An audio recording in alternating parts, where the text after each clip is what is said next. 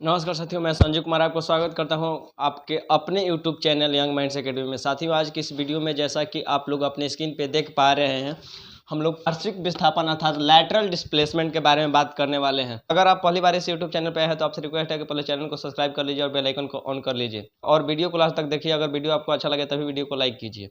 तो चलिए साथियों, बिना देर किए आज की इस वीडियो को स्टार्ट करते हैं और बात करते हैं पार्श्विक विस्थापन अर्थात लैटरल डिस्प्लेसमेंट के बारे में, क्या होता है।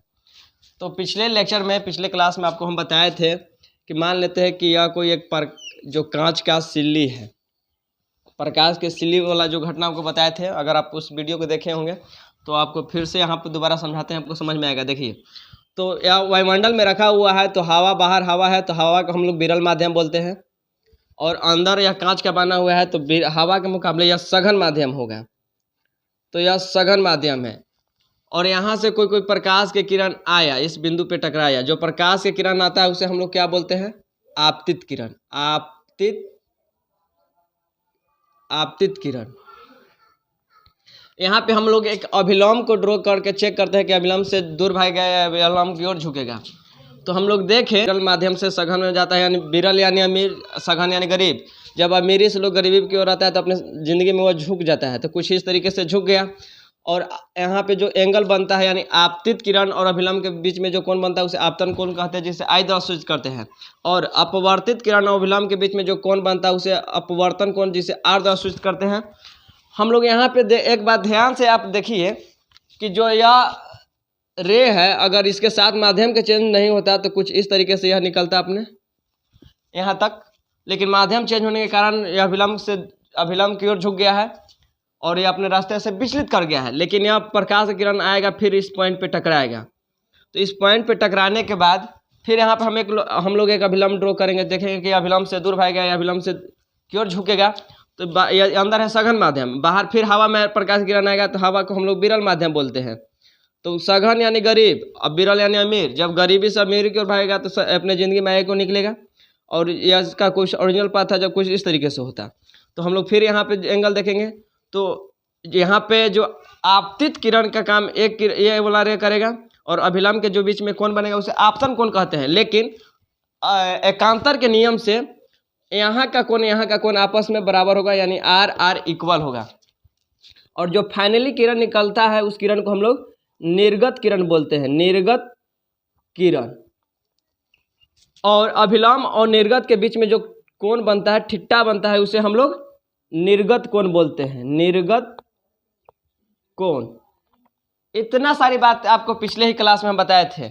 यहाँ जो लैटरल डिस्प्लेसमेंट अर्थात पार्श्विक विस्थापन, जो कहने का मतलब है कि देखिए, अगर यहाँ पे इस रे का यानी आपतित रे है, अगर उसका माध्यम चेंज नहीं होता तो कुछ इस तरीके से यहाँ पे निकलता।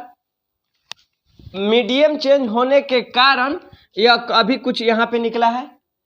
तो हम लोग यहाँ पे ये देखेंगे कि कितना मतलब डिस्टेंस से यह विचलित कर गया। तो हम लोग निर्गत किरण से परपेंडिकुलर लाइन को ड्रॉ करेंगे और इसे मेजर करेंगे या देखेंगे। यहाँ से परपेंडिकुलर बिल्कुल 90 डिग्री पे, हम लोग 90 डिग्री पे देखेंगे, क्योंकि यह पैरेलल है तो बीच के डिस्टेंस हम लोग 90 डिग्री पे ही चेक कर सकते हैं। बीच मान लेते हैं दो पटरी रेल के हैं और इस तरीके से जा रहा है, तो इन दोनों के बीच में हम लोग कहीं एक जगह देखना चाहें कि बीच में कितना डिस्टेंस है, तो इसके लिए हम लोग बिल्कुल परपेंडिकुलर यानी बिल्कुल 90 डिग्री पर देखना होगा। नहीं तो अगर इस तरीके से देखेंगे तो डिस्टेंस हम लोग को ज़्यादा मिलेगा। इसलिए हम लोग बिल्कुल यहाँ 90 डिग्री पे इसे चेक करेंगे कि कितना बीच का डिस्टेंस हम लोग को मिला। लैटरल डिस्प्लेसमेंट कहता है कि इतना मतलब डिस्टेंस से विस्थापित कर गया है। अगर मीडियम चेंज नहीं होता तो प्रकाश की किरण जो था यहाँ निकलता, लेकिन मीडियम चेंज होने के कारण अभी प्रकाश की किरण यहाँ पे निकला है, जो कि बीच में इतना डिस्टेंस का डिस्प्लेसमेंट हुआ है, इतना दूरी से अब विस्थापित कर गया है मीडियम चेंज होने के कारण। तो मीडियम यहाँ पर कुल मिलाकर बोला जाए तो जो लैटरल डिस्प्लेसमेंट है अर्थात पार्श्विक विस्थापन है, यहाँ पर आपतित प्रकाश के ओरिजिनल जो पथ है वह, और अभी जो निर्गत किरण है वह, दोनों के बीच में जितना डिस्टेंस है उसी डिस्टेंस को हम लोग पार्श्विक विस्थापन अर्थात लैटरल डिस्प्लेसमेंट बोलते हैं। क्या बताया आपको कि आपतित जो किरण है उसके ओरिजिनल पथ, मूल पथ मूल पथ और अभी जो निर्गत किरण है यह इन दोनों के बीच में परपेंडिकुलर जितना डिस्टेंस है उस डिस्टेंस को हम लोग लैटरल डिस्प्लेसमेंट अर्थात पार्श्विक विस्थापन बोलते हैं। तो चलिए इसे एक लैंग्वेज में लिखकर दोबारा आपको समझा देते हैं। तो हम लोग यहाँ पे एक डिफिनेशन के तौर पे लिखे हैं कि कांच के सिल्ली से निकलने वाली निर्गत किरण यह तथा आपतित किरण जो कि यह है के मूल पथ के जो मूल पथ है कुछ इस तरीके से यह है। अगर इस मूल पथ कहने का मतलब यह हुआ बाबू कि अगर इसके मीडियम चेंज हम लोग नहीं करते तो इसका मूल पथ यही था, यह इस रास्ता से जाता, बिल्कुल फिक्स बात था कि अगर यहाँ पे मीडियम चेंज नहीं होता तो जो आपतित रे है पर जो आपतित किरण है कुछ इस तरीके से यहाँ से क्रॉस करती, लेकिन मीडियम चेंज होने के कारण अभी यहाँ पे निकला है। तो जो मूल पथ है, मूल पथ के बीच लंबवत दूरी, इन दोनों के बीच में लंबवत परपेंडिकुलर, यहाँ पे हम लोग कंप्लीट रूप से परपेंडिकुलर डिस्टेंस को ही मेजर करेंगे और देखेंगे। तो लंबवत जो दूरी होता है उसे पार्श्विक विस्थापन कहा जाता है अर्थात लैटरल डिस्प्लेसमेंट बोला जाता है। क्योंकि आप लोग यहाँ पे बात समझ रही है कि लंबवत दूरी आखिर क्यों बोला। अगर हम लोग यहाँ पे लंबवत दूरी नहीं लेंगे, आपको वही पीछे तो बताए थे, मान लीजिए रेल का पटरी है, यह रेल का पटरी है और इनके बीच में हम लोग डिस्टेंस को मेजर करना चाहें कि इन दोनों के बीच में कितना मतलब डिस्टेंस है। रेल का पटरी जैसे ब्रॉड गेज होता है, रेन गेज, तो हम लोग यहाँ पे देखना चाहेंगे कि दोनों के बीच में ब्रॉड गेज में कितना डिस्टेंस होता है। छोड़िए उसका टेक्निकल बात है, बट अब रेल के पटरी है, रेल के पटरी के बीच में डिस्टेंस को हम लोग देखना चाहें कि आखिर दोनों के बीच में कितना डिस्टेंस है। तो हम लोग यहाँ से बिल्कुल परपेंडिकुलर 90 डिग्री पे चेक करेंगे कि दोनों के बीच में कितना डिस्टेंस है। नहीं तो अगर इस तरीके से हम लोग चेक करेंगे देंगे तो देखिए इसके मुकाबले यह डिस्टेंस ज़्यादा है, इसलिए यहाँ पे हम लोग बिल्कुल 90 डिग्री पर चेक करते हैं। तो मैं उम्मीद करता हूँ कि आपको यह समझ में आ गया होगा कि आखिर लैटरल डिस्प्लेसमेंट क्या होता है। तो आप वीडियो को पॉज करके इसे नोट डाउन कर लीजिए। चलिए आगे और हम लोग बात करते हैं। अब हम लोग यहाँ पे जैसा कि आप लोग देख पा रहे हैं कि अपवर्तनांक अर्थात जिसे इंग्लिश में रिफ्रैक्टिव इंडेक्स बोला जाता है, refractive REFRACTIVE refractive index INDEX। तो अपवर्तनांक को इंग्लिश में रिफ्रैक्टिव इंडेक्स बोला जाता है। तो चलिए बात करते हैं कि आखिर अपवर्तनांक यानी रिफ्रैक्टिव इंडेक्स क्या होता है। तो देखिए रिफ्रैक्टिव इंडेक्स अर्थात अपवर्तनांक है जिसके आधार पे हम लोग किसी भी माध्यम में प्रकाश के वेग को फाइंड करते हैं, ज्ञात करते हैं। जो हवा में प्रकाश के वेग होता है उसके बेसिस पे उसके कंपेयर में हम लोग नए वेग को ज्ञात करते हैं। तो चलिए इसका डिफिनेशन लिखे और डिफिनेशन के साथ ही आपको अच्छे तरीके से समझा देते हैं। समझिए कि निर्वात में या हवा में, दोनों में सब कुछ भी बोलिए क्योंकि दोनों में प्रकाश का जो चाल है उससे सेम ही होता है। तो निर्वात में या हवा में प्रकाश के चाल तथा किसी भी माध्यम में प्रकाश के चाल के अनुपात को हम लोग अपवर्तनांक कहते हैं। और अपवर्तनांक को हम लोग म्यू द्वारा सूचित करते हैं। म्यू द्वारा सूचित किया जाता है, सूचित किया जाता है। यानी अगर म्यू लिख दिया जाए, अपवर्तनांक बार बार न लिखकर हम लोग म्यू लिख दें तो इसका कहने का अर्थ है कि हम लोग यहाँ पे अपवर्तनांक लिखे हैं। तो अपवर्तनांक इक्वल टू क्या लिख सकते हैं, अपवर्तनांक इक्वल टू परिभाषा से ही लिख सकते हैं, अपवर्तनांक इक्वल टू हवा में प्रकाश का चाल, हवा में प्रकाश का चाल, हवा में प्रकाश का चाल बटा हवा में प्रकाश का चाल तथा किसी भी माध्यम में प्रकाश का चाल। तो हम लोग नीचे लिखते हैं किसी भी माध्यम में प्रकाश का चाल।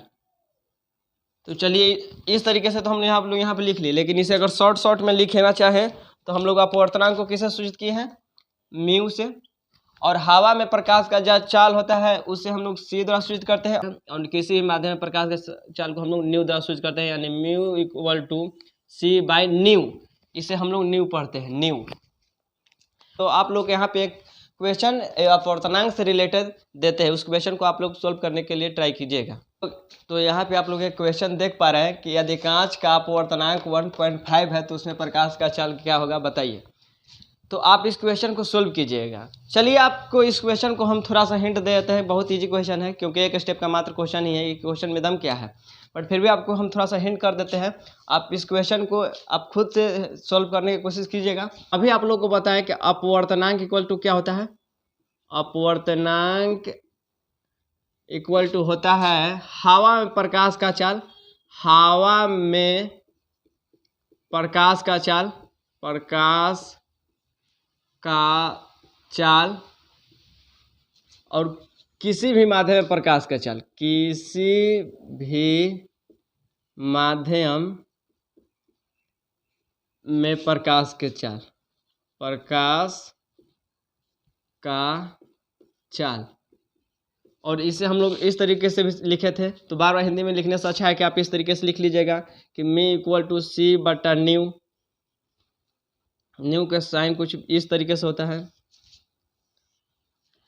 तो यहाँ पे आप यहाँ खुद से समझिए कि म्यू जो है वो अपवर्तनांक है, सी है जो हवा में प्रकाश का चाल है, और यहाँ पे जो न्यू है किसी भी माध्यम में प्रकाश का चाल है। तो हम लोग के यहाँ पे क्या दिया है, जो दिया है यहाँ पे लिखिए गिवन डेट या दिया है, क्या दिया है, अपवर्तनांक का वैल्यू यानी म्यू का वैल्यू दिया है 1.5। हम लोग हवा में प्रकाश का चाल यानी सी का वैल्यू जानते हैं। सी का वैल्यू कितना जानते हैं कि हवा में प्रकाश का चाल 3 × 10⁸ मीटर प्रति सेकेंड होता है। और किसी भी माध्यम में प्रकाश यानी न्यू के वैल्यू को हम लोग को फाइंड करना है। तो आप इस फॉर्मूला पे इसे पुट कीजिए और आंसर को ऑब्टेन कीजिए, प्राप्त कीजिए। मात्र एक स्टेप का तो क्वेश्चन ही है। तो चलिए इस क्वेश्चन को आप लोग सोल्व करके और कमेंट बॉक्स में आंसर दीजिएगा। तो चलिए मिलते हैं नेक्स्ट वीडियो में। नेक्स्ट वीडियो से हम लोग लेंस के बारे में स्टार्ट करेंगे, क्योंकि यहाँ पे हम लोग को यह पोर्शन जो है कंप्लीट हो गया। अब हम लोग नेक्स्ट वीडियो से लेंस के बारे में स्टार्ट करते हैं। तो चलिए मिलते हैं नेक्स्ट वीडियो में, तब तक के लिए बाय। अगर आपको यह वीडियो अच्छा लगा हो तो वीडियो को लाइक कीजिए और अपने दोस्तों तक शेयर कीजिए। तो चलिए मिलते हैं नेक्स्ट वीडियो में, तब तक के लिए बाय, थैंक यू।